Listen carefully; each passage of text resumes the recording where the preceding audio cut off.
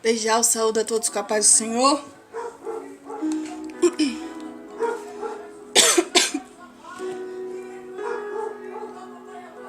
Livro de hoje, livro de Atos dos Apóstolos,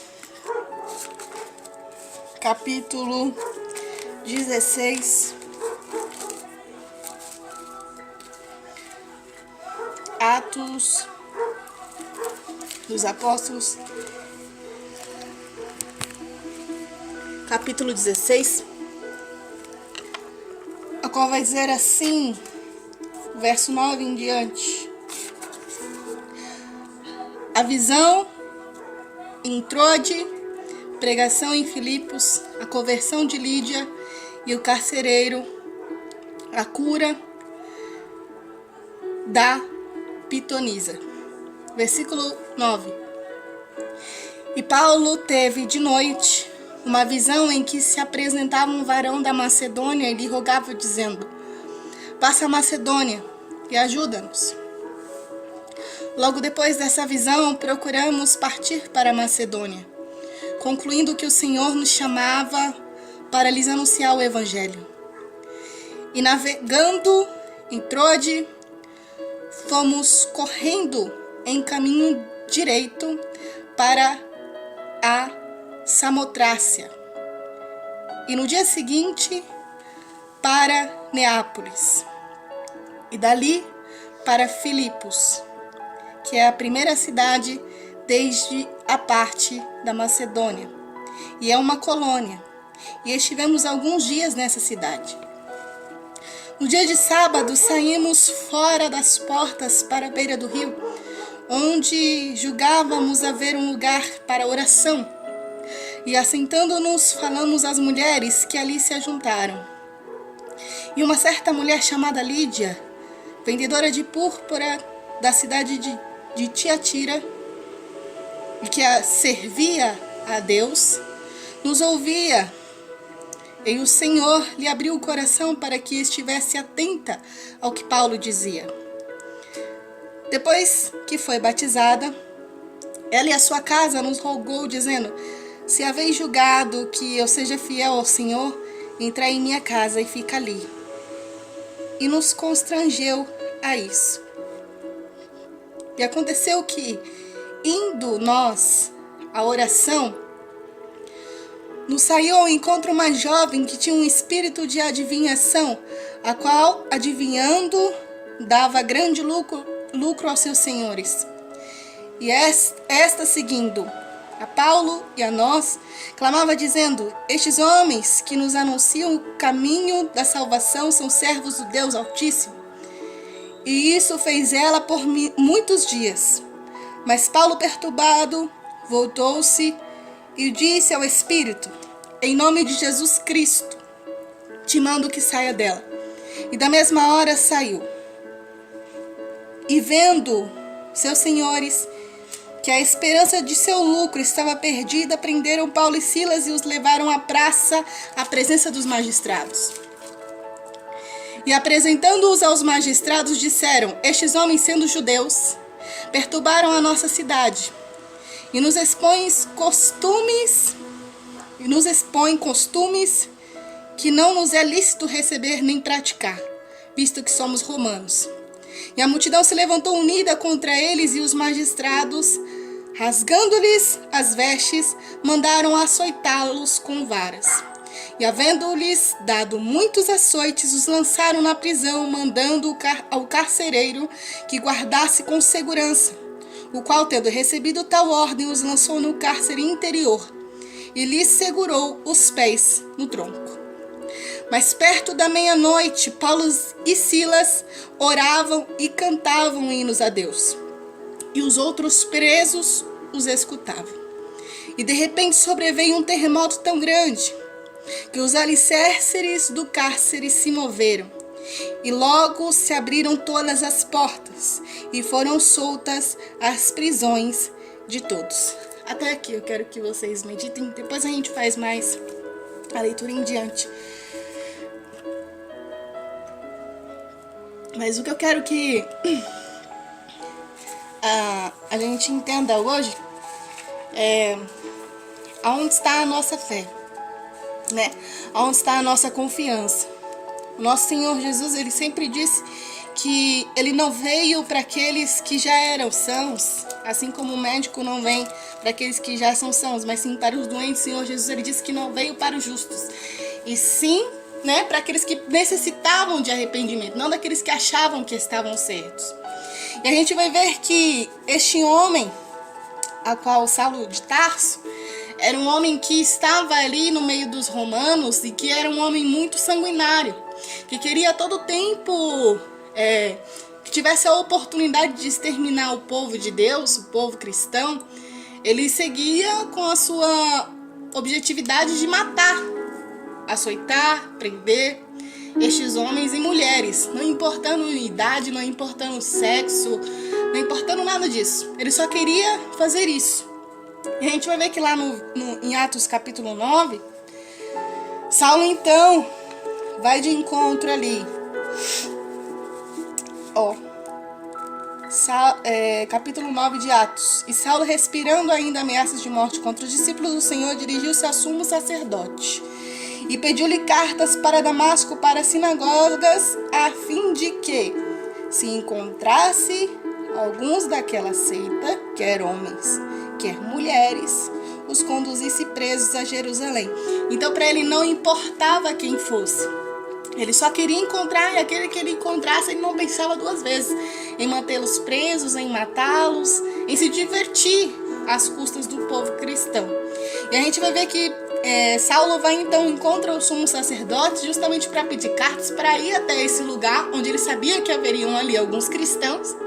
E ali naquele lugar, a gente sabe da história, que ele iria, assim como disse o versículo, né, primeiro e segundo, que ele iria naquele lugar e se ele encontrasse qualquer cristão, ele faria as suas atrocidades que ele mais sabia fazer. E a gente vai ver que quando ele vai de encontro a este lugar, ele pega ali uma quantidade de pessoas que sempre o acompanhavam, e a gente vai ver que ele não está sozinho, pega ali algumas coisas, pega as cartas e vai de encontro a Damasco. Mas a gente muitas das vezes esquece que Deus é aquele que está com os olhos em todos os lugares. E a palavra de Deus vai nos dizer que Jesus, ele explica, né, em João, que se a gente estiver sendo perseguido, antes mesmo perseguiram Jesus. Mas não quer dizer somente no tempo antigo, quer dizer hoje, quer dizer nos tempos atuais. Porque vai dizer que aquele que estiver em Cristo, Cristo também está nele. Ou seja, se Cristo está em nós, provavelmente seremos perseguidos, seremos ali, vamos dizer assim, caçados, assim como Paulo fazia com os cristãos. Mas a gente esquece que Deus é aquele que não dorme, Ele é aquele que não tosqueneja, Ele é aquele que sempre está com os olhos atentos a todos os lugares.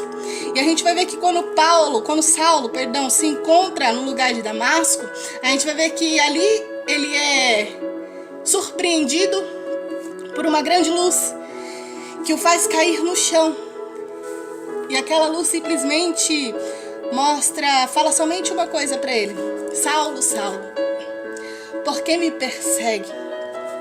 E uma coisa que o carinho de Jesus é tão grande como o Pai, o carinho de Deus é tão grande como o Pai, que muitas das vezes quando nós estamos para fazer algo errado, Ele simplesmente nos chama pelo nosso nome. Saulo, Saulo, quem me persegue? Sabe, que nem quando uma mãe, quando um filho está querendo fazer alguma travessura e ela fala: menino, menino, menina, menina, por que você vai fazer isso? Menino, mas eu te avisei. Mas menina, eu te avisei. Da mesma forma, Jesus está falando para Saulo naquele momento: Saulo, Saulo, por que me persegue? Saulo pergunta: quem és tu? E ele fala: sou eu, Jesus, a quem você está perseguindo. E aí vai dizer a palavra que naquele momento Saulo fica cego durante 3 dias. E a gente sabe toda a história, que naquele momento ele vira uma outra pessoa. E ali Jesus manda alguém que estava naquele lugar para poder encontrar aquele homem e trazer novamente a vista. Mas a gente vai ver aqui na palavra de Deus, no capítulo 9 ainda, que este, que era servo do Senhor, temeu encontrar este homem, porque sabia das obras que este homem fazia, Sabia que ele não pensava duas vezes em matar um cristão. Sabia que ele não pensava duas vezes em agir segundo a sua própria vontade. E falou: Senhor, mas eu tenho visto as obras. Mas desse mesmo momento, por conta que Jesus deu a ordem, foi lá o profeta do Senhor, foi lá o servo do Senhor, tocou as mãos daquele homem. Sabe por quê, irmãos? Porque Deus escolhe as coisas loucas desse mundo. Deus escolhe as coisas desprezíveis. Muitas vezes a gente olha no espelho e fala: Senhor, mas eu não sou nada. Senhor, mas eu não consigo fazer nada. Senhor, mas eu sou pó. Mas Senhor, é isso e aquilo. E o Senhor está falando: é deste jeito mesmo. Foi essas pessoas mesmo que eu escolhi. Aqueles que se achavam grandes não eram dignos de mim, mas aqueles que se humilharam a si mesmo serão exaltados segundo a minha palavra. Da mesma forma foi com aquele homem. Assim como diz na palavra de Deus em 1 Coríntios, capítulo 1, verso lá no finalzinho, que vai falar: Deus escolheu as coisas loucas desse mundo, as coisasvis, as coisas desprezíveis, as pequenas, para confundir aquelas que pensam que são alguma coisa. Da mesma forma, eu sou pequeno, você é pequeno, e Deus te escolheu para confundir aqueles que pensam que são alguma coisa. A gente vai ver que Deus escolhe ali um menino chamado José, e muitas das vezes as pessoas olhando para ele diziam que ele estava mentindo, diziam que eles estavam querendo se engrandecer. Mas a gente vai ver que José passou por grande luta, José passou por grande perseguição, José foi para a terra cativa, José foi escravo, mas o lugar dele era para ser governador. Da mesma forma, Deus escolheu um menino que estava no campo cuidando das ovelhas, um menino que era desprezado pelo seu próprio pai, pela sua família, por ter uma aparência diferente, por ser um menino de estatura diferente, por ter uma personalidade diferente. Mas Deus olhou para Davi e falou: além de você ser uma pessoa diferente, além de ser pequeno, além de ser pastor, eu te colocarei num lugar alto, eu te colocarei no reinado, eu te colocarei no trono. Da mesma forma foi com Jó. Ei, Jó, eu sei que em algum momento, algumas horas, você vai perder algumas coisas que muitas das vezes você amava e que muitas das vezes era uma paixão grandiosa, mas vai ter momentos que eu vou te dar coisas ainda em dobro, coisas maiores. Da mesma forma foi com Paulo. Da mesma forma foi com este homem. Pedro também, a gente vai ver que no momento em que Jesus escolheu a este homem, muitas pessoas talvez olharam para Pedro e falaram: eita, Pedro, agora é você. E a gente vai ver que no decorrer da história de Pedro, teve algum momento que ele deu para trás. Pedro, você foi escolhido, vai querer desviar, vai querer parar, vai querer estacionar, vai querer ficar envergonhado diante de uma situação que te ocorreu. Mas eu sei, Deus sabe que quando ele escolheu Pedro, Jesus sabe que quando ele escolheu Pedro, ele saberia que em um momento Pedro estaria no lugar onde estariam muitas pessoas e ele pregaria, e muitas pessoas estariam arrependidas, estariam ali convertidas ao cristianismo. Jesus sabia que este homem, aonde ele passava, muitos seriam curados. Jesus sabia que este homem, quando ele passava, até a sua sombra pudesse curar. Da mesma forma, Deus sabe da sua história, do seu passado, mas ele também sabe aonde você vai chegar. O problema é que muitas das vezes, quando Deus nos chama para fazer alguma coisa, a gente pensa no quão longa é a caminhada, no quão distante a gente está de chegar ao objetivo, quando Deus já viu o objetivo, já preparou o objetivo e já está esperando que eu e você alcançamos tal objetivo. Deus sabe totalmente do seu passado, Deus sabe que você fez errado, Deus sabe de todas as escolhas que você poderia ter feito diferente e ainda assim fez totalmente contrário daquilo que ele tinha falado, preparado, escolhido para você. Mas Deus está trazendo aqui para mim, para a tua vida, para te dizer que o propósito ainda está guardado, o propósito ainda está selado, a promessa ainda não acabou. Oh meu Deus, o propósito ainda está guardado nas mãos do Senhor. E assim como diz a palavra de Deus, aquilo que Deus escreve na borracha nenhuma do homem apaga, nenhum erro apaga, nada que possa impedir do que Deus pode agir na minha e na tua vida. Assim como ele diz em Lucas, capítulo 1, 37, a qual nós lemos, a qual nós falamos.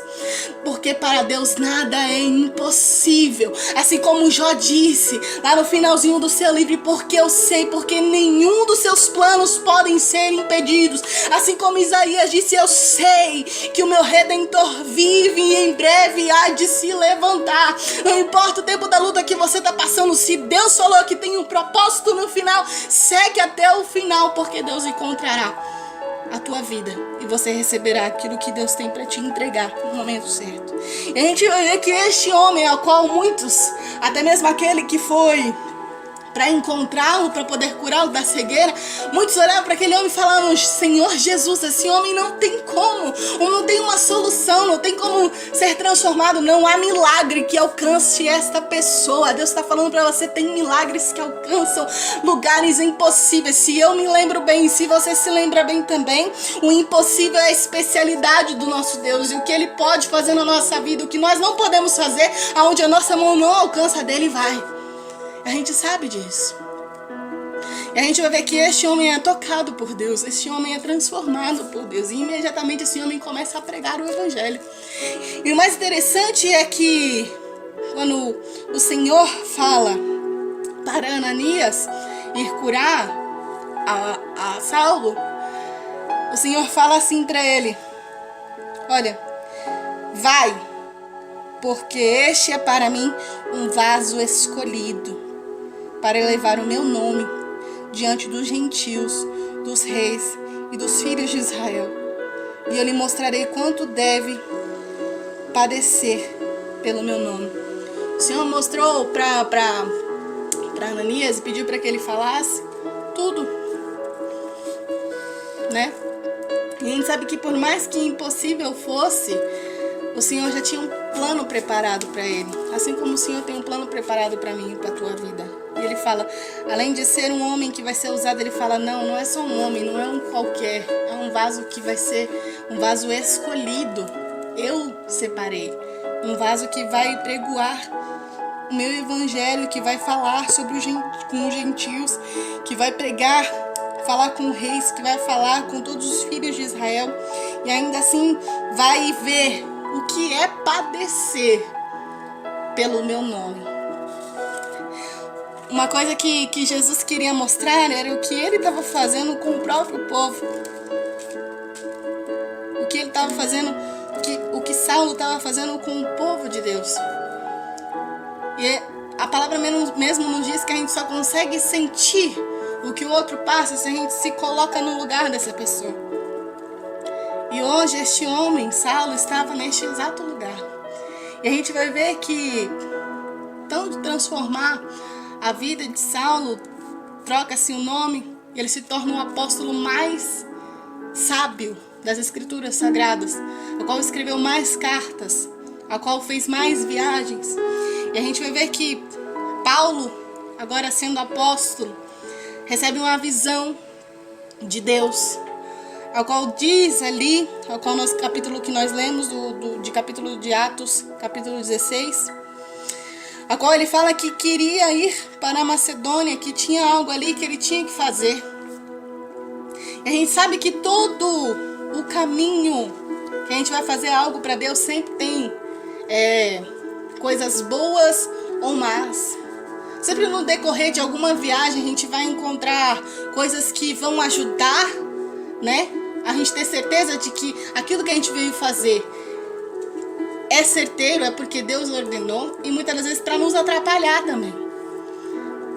A gente vai ver que quando Paulo entra nessa cidade, e ali procurando um lugar para orar, procurando um lugar para meditar, encontrou ali com algumas pessoas e começou a pronunciar o nome de Jesus, começou a falar sobre o evangelho, começou a falar sobre o que ele acreditava, sobre o que aconteceu com ele, talvez, sabe? E muitos daquela começavam a ser tocadas pela palavra de Deus que saía dos lábios daquele homem. Tanto que se maravilhavam com o que ele falava. Sabe quando a gente escuta algo, algum louvor, alguma pregação, em que parece que aquela pessoa, aquele ser que está sendo usado por Deus, fala totalmente aquilo que nós estamos passando, fala exatamente de tudo aquilo que a gente está vivendo, de todos os sentimentos que a gente tem passado, de toda a preocupação que tem nos cercado. Era naquele momento, Paulo estava falando exatamente o que aquelas mulheres estavam necessitando, porque Deus estava agindo segundo a vida de Paulo. E a gente vai ver que quando essas mulheres ali, uma se levanta então de Tiatira e fala com Paulo, e ali naquele exato momento ela se converte e ela quer ser batizada e ela quer ser transformada. Tanto é que a gente vai ver que em Apocalipse pode ser que algumas das igrejas, a igreja de Tiatira pode ter sido levantada por esta mulher, a qual Paulo ali santificou, ao qual Paulo ali a batizou, ao qual Paulo mostrou ali o verdadeiro caminho. E a gente vai ver também que quando Paulo está ali a pregar, e ficou ali por muitos dias naquela cidade, havia uma jovem que toda hora estava falando no ouvido, toda hora estava gritando. Estes são os homens que vieram nos anunciar a salvação, mas ela tinha um espírito de adivinhação. E por mais que o que ela estava dizendo era verdadeiro, não tinha amor, não tinha a presença de Deus naquela mulher. E a gente vai ver que como ela tinha esse espírito de adivinhação, muitas pessoas ganhavam lucros em cima disso, né? Seus senhores tomavam lucros em cima das suas previsões, das suas adivinhações. E a gente vai ver que nos dias de hoje muitas pessoas acham que estão abalando, que estão fazendo tudo certo, que estão sendo a rainha, o rei da cocada, quando na verdade estão sendo simplesmente usados, quando simplesmente estão sendo, como essa mulher, escravizados. Muitas pessoas aproximam destas somente para tirar lucro, para tirar proveito, para tirar alguma coisa, porque quando não tem mais nada para se aproveitar, é jogado no lixo, é jogado nas traças, é deixado de lado, é esquecido, é tratado como imundo, é tratado como alguém que não tem valor nenhum. Assim, esta mulher, Paulo estava olhando para ela e naquele momento que ele ouvia essas palavras, e no momento que tantos dias que ele estava para ouvir aquilo, ele se enfureceu de tão grande que virou para aquela mulher e expulsou aquele espírito. Porque ele sabia que aquela mulher estava falando simplesmente porque tinha um espírito imundo nela e porque era para irritar totalmente todos que estavam ali. Porque ninguém sabia que esses homens viriam para pregar o evangelho, e por isso mesmo que muitos cristãos eram perseguidos por pronunciar o evangelho. Então quem soubesse naquele lugar, né, muitas pessoas poderiam ser perseguidos. E aí Paulo naquele exato momento teve de bondade de tocar naquela mulher e expulsar aquele demônio. E a gente vai ver que no momento em que Paulo faz isso, os senhores, né, quem tomava conta daquela jovem, imediatamente pegaram Paulo, Silas, levaram eles até os magistrados e falaram que eles eram judeus e que estavam perturbando a cidade, que estavam passando ensinamentos que não era de que os romanos viessem a seguir, totalmente contraditório, estava fazendo agito, estava fazendo tudo o contrário. E a gente vai ver que eles calados, nenhum momento se pronunciando, nenhum momento abrindo a boca, nenhum momento falando que estava errado, que estava certo, que eles não eram judeus, que eles eram romanos. Em nenhum momento falando nada disso. Levaram eles então em praça pública. Vai dizer a palavra então que com varas açoitaram, rasgaram suas vestes, açoitaram em praça pública e ainda deu ordem falando: levem eles para a prisão lá no interior e jogam eles lá e ficam a observar, porque eles vão querer fugir, porque eles vão querer escapar. Mas é a palavra que quando estes dois homens de Deus são lançados na prisão, como a gente sabe da história, não gritam, não se desesperam, não se apavoram. A palavra não diz se eles começaram a brigar um com o outro e falar: ei Paulo, por que você foi expulsar o demônio daquela mulher? Deixava aquela mulher gritando. Não diz a palavra se um começou a conversar com o outro. Não diz a palavra se um começou a se injuriar com o outro. Não diz a palavra se nenhum dos dois ali se arrependeu por ter ido até essa cidade, que poderiam estar livres. Simplesmente diz que havia um horário ali. E muitas pessoas começam a ter medo de quando o assunto é falado sobre madrugada. E a gente vai ver que todas as vezes nos versículos em Salmos, quando algumas pessoas buscam ao Senhor em madrugada, é a hora que o Senhor mais adora, é a hora que o Senhor mais ouve, é a hora que o Senhor mais está atento. Não que o Senhor não esteja atento em outras horas, mas é que Ele está atento daqueles que o amam de verdade. Porque Ele fala: aqueles que me buscam de madrugada são estes verdadeiramente que amam a mim. E a gente vai saber que quando da meia-noite é o início de um outro outro dia, ou seja, o início de uma madrugada. E a gente vai saber que muitas pessoas temem o horário da madrugada, temem o horário da meia-noite, mas eu quero te dizer uma coisa nessa noite, que à meia-noite pode acontecer muitas coisas, assim como é dito em Salmos que o choro dura uma noite, mas a alegria vem ao amanhecer, o amanhecer pode ser meia-noite. A gente vai saber que à meia-noite, 10 virgens estavam ali a esperar o noivo, e à meia-noite surge um clamor dizendo: chegou o noivo já está chegando. À meia-noite a gente vai saber que surge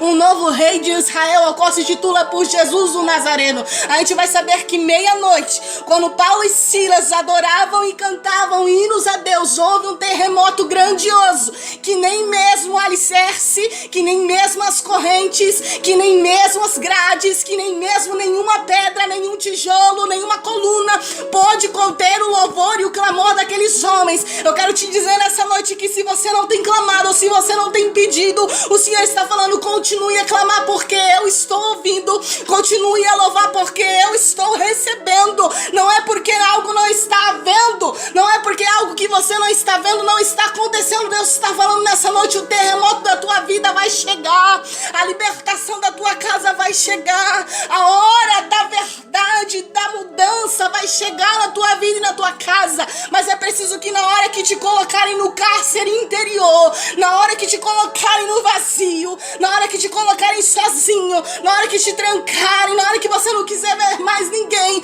você ainda assim levante os olhos para o céu e diga: eu estou aqui porque o Senhor me sustentou, eu estou até aqui porque o Senhor é comigo, eu vim até aqui porque o Senhor pegou na minha mão, e neste momento Ele não vai me desamparar, Ele não vai me deixar sozinho. Assim como Ele diz na tua palavra: de maneira nenhuma aquele que vem a mim eu lançarei fora. De maneira nenhuma Deus tem negado a sua oração, de maneira nenhuma Deus tem negado o seu louvor. Deus ouve, Deus está ouvindo. Deus é o único que pode se colocar no seu lugar e sentir toda a dor que você está sentindo. Deus é o único que pode se colocar no seu lugar e sentir a aflição do seu coração. E Deus está falando: se foi colocado no cárcere interior, louva. Se foi colocado no cárcere interior, clama, porque há alguém que quebra cadeias, há alguém que quebra correntes, há alguém que expulsa demônios, há alguém que faz a mudança na minha e na tua vida. E assim como diz a palavra, aquelas correntes se quebraram, os cárceres foram abalados, o terremoto foi tão grande que todos os presos que estavam lá ouviram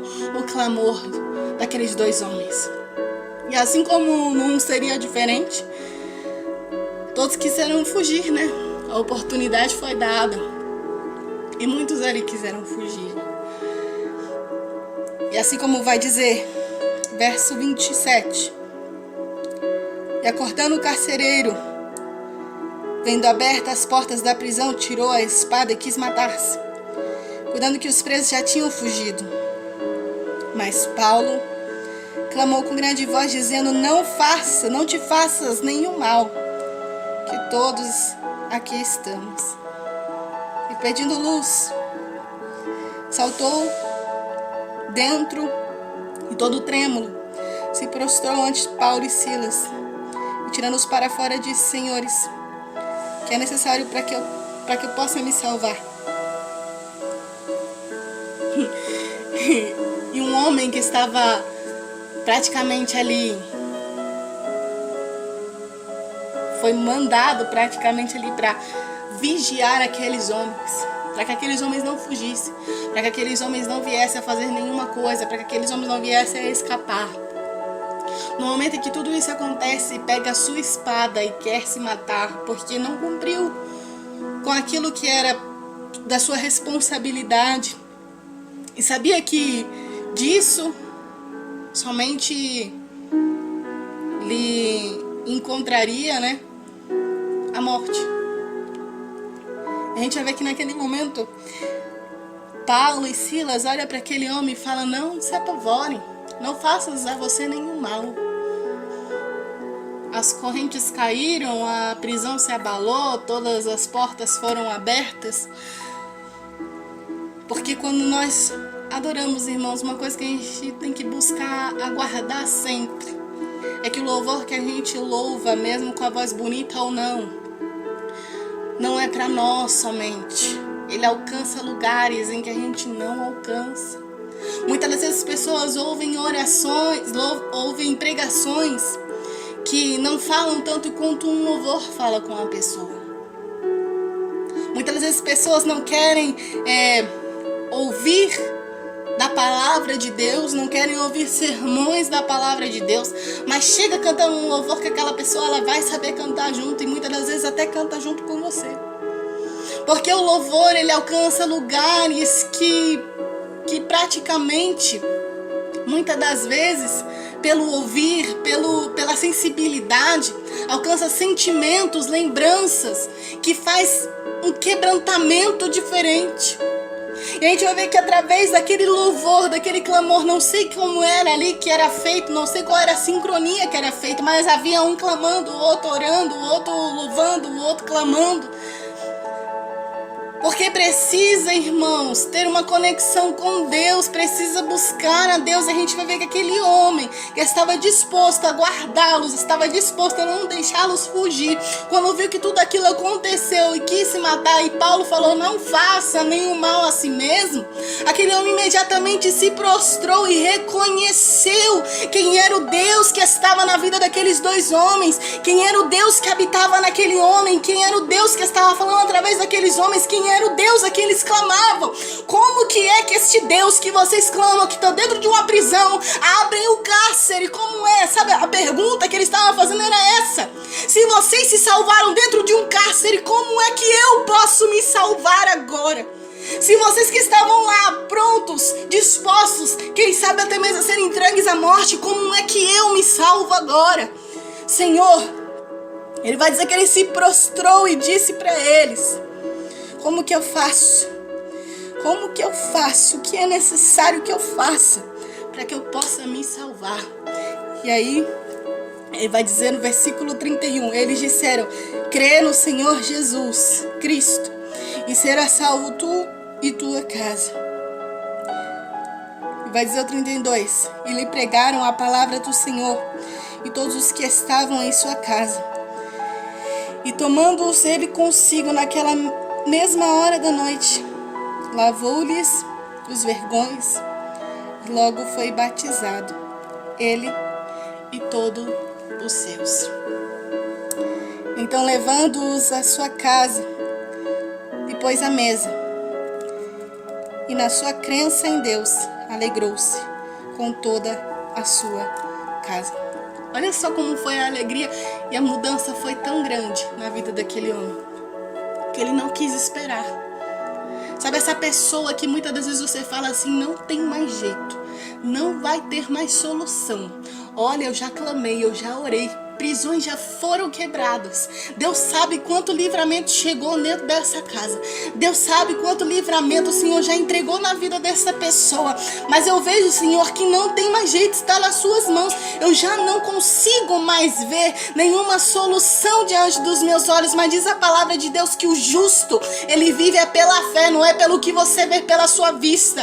A gente tem que começar a olhar e viver daquilo que as coisas que nós estamos esperando, assim como dizem em Hebreus 11, não é mesmo? A gente tem que todas as vezes olhar e ver naquilo que Deus pode fazer, assim como Jesus falou ali para Marta, não é no dia da ressurreição, é agora que eu quero fazer um milagre para Lázaro, é agora que eu quero fazer um milagre na sua família, é agora que você vai testemunhar um milagre que você nunca viu na vida, é agora que muitos que estão ao seu redor, que está dentro da tua casa, que está dentro da sua vizinhança, que está olhando a sua derrota, a sua luta, o seu fracasso, que muitas vezes vão olhar e dizer, este é o Deus que você serve, este é o Deus que te levantou, que te tirou do poço, que te tirou do charcal, que te tirou da lama, que te tirou lá do fundo do poço e te reergueu para trazer uma nova história. Assim como este homem, quando estava ali praticamente entregue à morte, porque sabia que ao descumprir uma ordem dos magistrados era para ser ali castigado de alguma forma, e ao mesmo tempo que ele foi para cortar a garganta e disse, o que eu posso fazer então para me salvar? Paulo disse, e Silas disse também,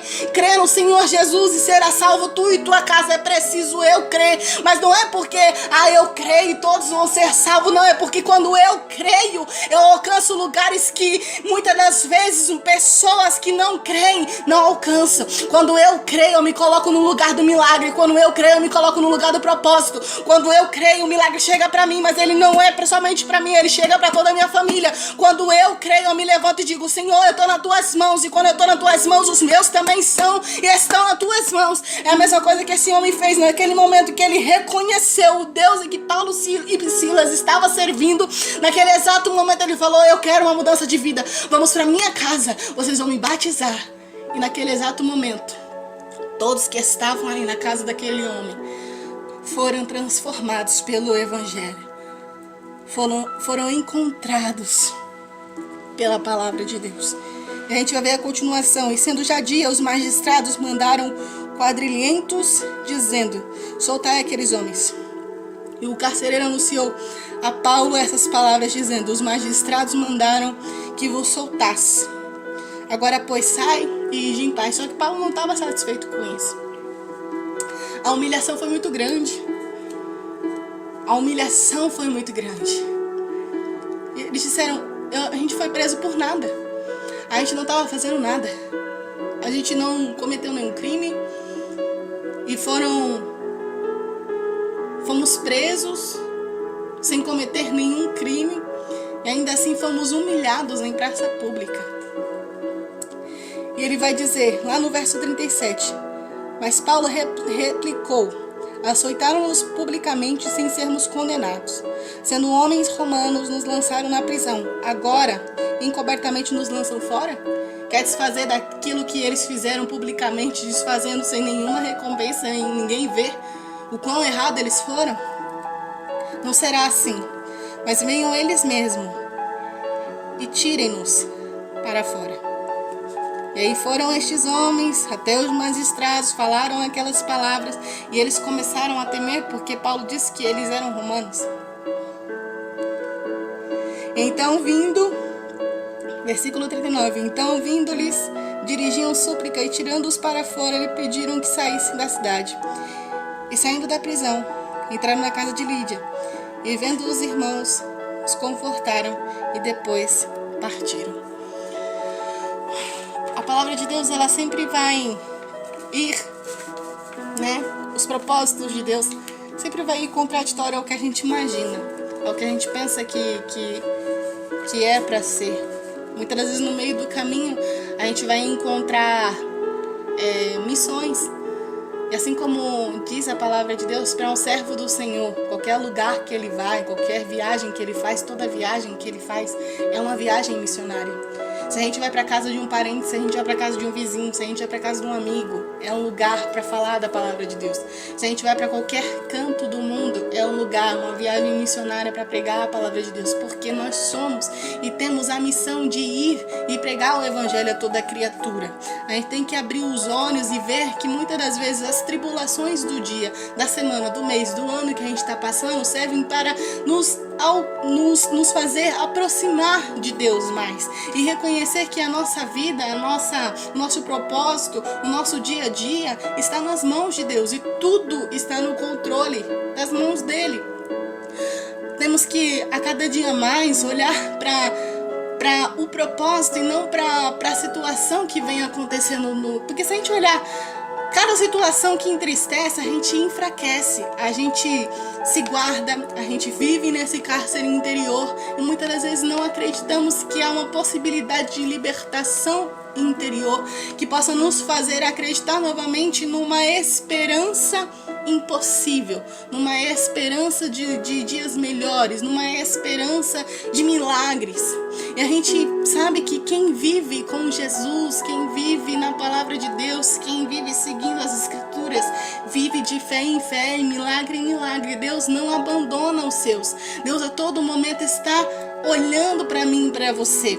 Só que muitas das vezes Ele nos dá a possibilidade de nós mesmos provarmos para outras pessoas que Ele sim nos vê e que Ele sim cuida de nós e que Ele sim está no controle de todas as situações.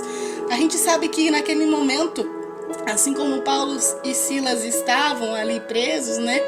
encarcerados ali, jogados ali, presos até mesmo os pés, a gente sabe que muitas pessoas olharam e falaram: coitados, esses que estão servindo a Deus, esse é o Deus que vocês estão servindo, esse é o Cristo que vocês tanto glorificam, esse é o Cristo que vocês tanto pregam, esse é o Cristo que vocês tanto adoram. Muitas das vezes as pessoas vêm usadas por estes mesmo, por secretários de Satanás, para poder fazer com que eu e você enfraqueçamos na fé e nos perguntemos: Senhor, mas por que estamos passando por essa situação? Mas por que estamos nesse lugar? Mas por que estamos nesse caminho? Como que foi que eu cheguei até aqui? Se eu faço tudo correto, se eu prego tudo, se eu oro, se eu jejuo, se eu busco a tua palavra, se eu não cometo nenhum crime, e se eu não faço nada de errado, por que eu alcancei até aqui? Porque Deus quer alcançar o teu milagre neste lugar. É no lugar da vergonha, é no lugar das desonras, é no lugar que a gente muitas das vezes acha que não vai acontecer nada. É num lugar, é neste lugar que Deus vai honrar, que Deus vai levantar e que Deus vai fazer. E aqueles que estavam neste lugar, eu creio que não foi somente esse homem, eu creio que muitos prisioneiros que estavam naquele lugar reconheceram o Deus verdadeiro, reconheceram a Jesus o Cristo, reconheceram que aqueles homens eram servos de Deus, eram filhos do Deus Altíssimo, eram pessoas que verdadeiramente pregavam o Evangelho, que viviam o Evangelho, que sentiam o Evangelho e o Espírito Santo de Deus. Da mesma forma, se estão te jogando no cárcere, se estão te deixando no cárcere interior, se você está achando que está sozinho, há alguém que pode não estar na mesma cela que você, mas está orando no mesmo propósito, está clamando no mesmo propósito, está louvando no mesmo propósito, e no momento certo as cadeias vão se abrir, as vendas vão cair e todo o cárcere vai ser abalado para a libertação não somente destas pessoas, mas para mim e para a tua vida, para que eu e você possamos ter mais confiança no que Deus pode fazer na minha e na tua vida. Tudo Deus pode fazer, só precisa que eu e você estejamos na posição. Não desista daquilo que Deus já colocou na tua história, não desista daquilo que Deus já colocou na tua vida. Tudo é propósito, tudo é processo, tudo é solução, é história que Deus escreve para mim e para você. E vai chegar um momento em que, assim como Isaías disse, eu e você vamos dizer: eu sei que o meu Redentor vive e em breve ele há de se levantar. Não importa a luta ou o tempo que esteja fechado na tua vida, nosso Deus ainda abre porta, nosso Deus ainda quebra cadeias, nosso Deus ainda faz milagres. Então venhamos aclamar, venhamos a orar, venhamos a louvar a Deus no momento da nossa pior situação, porque é nesse momento que a gente se entrega de verdade ao Senhor. Quando a gente não vê mais solução nenhuma, é que os céus se abrem para a nossa vida, é que o lugar secreto se torna mais particular ainda, é que o local secreto se torna mais familiar, e é que Deus vem e nos abraça, e a gente sente o abraço de Deus e nos levantamos novamente para um novo dia e para uma nova jornada. Que os irmãos possam estar com o nosso Senhor Jesus, que a gente possa cada dia mais, assim como estes homens na fé, que possamos a cada dia mais ter a confiança de que tudo, exatamente tudo está nas mãos de Deus, e que todo processo é necessário para o propósito, mas que a gente venha a cada dia mais não olhar quão longe estamos de chegar até o propósito, não olhar a caminhada em si, mas sim apreciar a caminhada, a oportunidade, vamos dizer assim, a mudança, a transfiguração que estamos tendo até a chegada do propósito, porque a gente só chega no propósito pelo processo, e é necessário passarmos por certos processos. E acredito eu que se nós estivermos da mesma forma que esses homens estiveram, nós alcançaremos grandes milagres.